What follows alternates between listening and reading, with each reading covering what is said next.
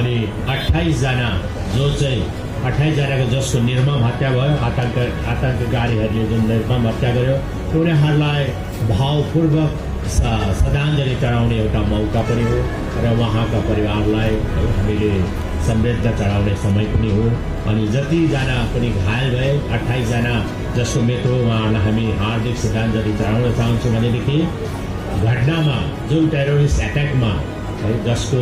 जो घाइते भए उहाँहरूको पनि स्वास्थ्य छिटोभन्दा छिटो लाभ होस् भन्ने म कामना पनि गर्न